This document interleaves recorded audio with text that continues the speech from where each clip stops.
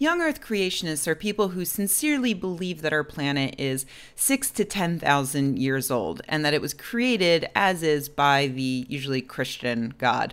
They're only off by about 4,539,994,000 years or so. Close. Keep trying, bros. Despite the fact that they're obviously wrong about basically everything they hold dear, Young-Earth creationists just keep on trying.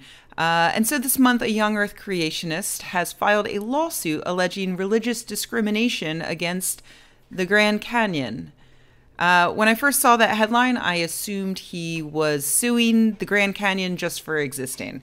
After all, the Grand Canyon is one of the most obvious, unavoidable signs that we live on a planet that has changed drastically over the course of billions of years. You can visit the Grand Canyon yourself and literally see layers of rocks that range from 2 billion to 200 million years old, all neatly stacked up and visible. You don't even need to work to see it. You don't even have to hike for it. You can take a helicopter down to the bottom and see it. I did that. It was awesome. You can see fossils. You can see ancient lava flows. You can see the impact of ice ages. You can see footprints of itty-bitty little lizards that lived millions of years ago. So the mere existence of the Grand Canyon is, in and of itself, religious discrimination against Young-Earth creationists. But in this case, the Young-Earth creationist, who is a YouTube scientician named Andrew Snelling, is suing because he wants to take 50 or 60 rocks from the Grand Canyon to desperately try to prove that the entire thing is a lie, possibly created by Satan to test our faith. He applied for a research permit, and the problem here is that it's not actual research.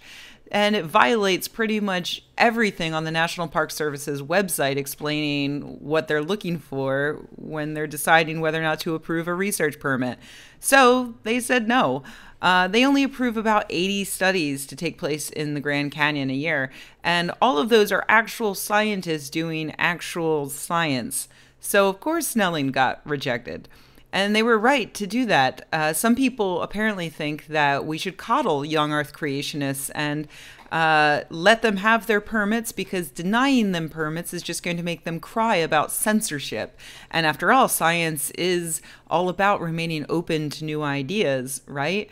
The problem is that Young-Earth creationism isn't new, and really it can hardly even be called an idea at this point. It's just an old, stupid tenet held by stupid people.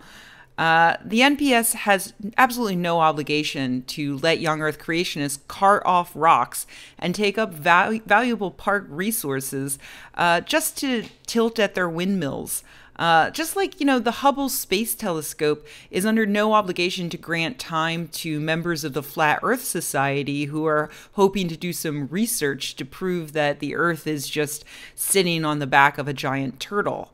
And then that's on a bunch more, turtles all the way down. So here's hoping that a federal judge knocks some sense into Snelling. Okay, actually, that's not going to happen. It's impossible at this point, probably, to knock any sense into a person this committed to Young-Earth creationism. So let's just hope that a judge is able to explain in simple monosyllabic terms why Young-Earth creationism isn't science, it's religion.